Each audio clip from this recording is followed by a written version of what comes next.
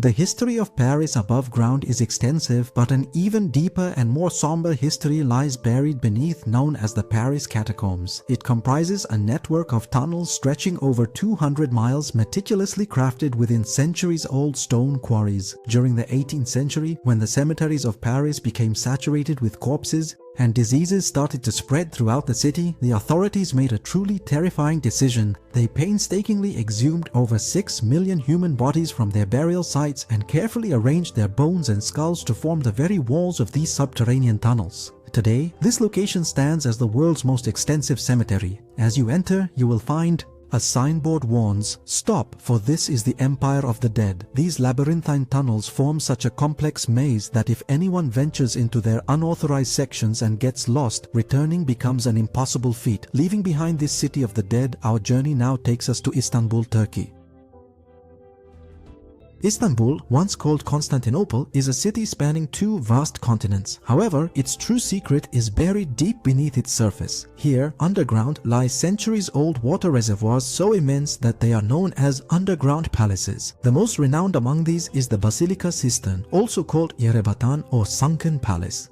Sarnici. This massive underground hall is supported by 336 grand marble pillars, originally sourced from ancient Roman temples. The atmosphere here is profoundly eerie, with the constant echo of dripping water all around. Yet, the most significant mystery of this very place is concealed beneath 2 of its pillars. Hidden there are the Medusa heads.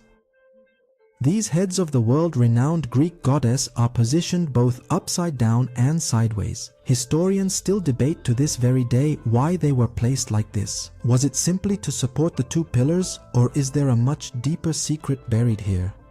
It is often said about Rome that Rome wasn't built in a single day, and it's also true that far more of Rome lies buried beneath the ground than what is visible above ground. The city of Rome can be compared to a lasagna, where each passing century has added a new layer on top of the last. Below the surface, you won't just find old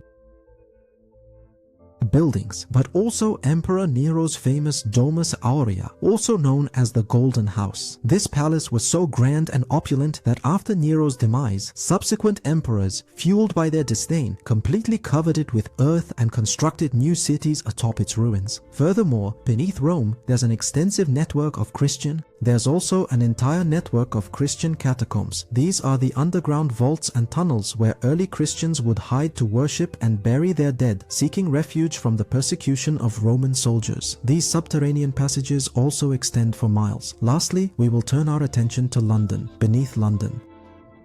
Beneath London, there aren't just ancient Roman walls or medieval tunnels, but also a modern underground city. The Churchill War Rooms stand as a prime example of this subterranean marvel. During World War II, as Hitler's aircraft unleashed immense bombing raids upon London, Prime Minister Winston Churchill and his entire cabinet took refuge in these subterranean chambers. These were not merely a few rooms, rather they formed a complete self-sufficient command center from which the entire war was directed. Within these quarters, there were sleeping areas, a kitchen, communication rooms, absolutely everything was present. People would remain here for weeks without even glimpsing sunlight, living and toiling within as their city burned fiercely above them. Today, these very rooms remain perfectly preserved exactly as they were left on the concluding days of the war.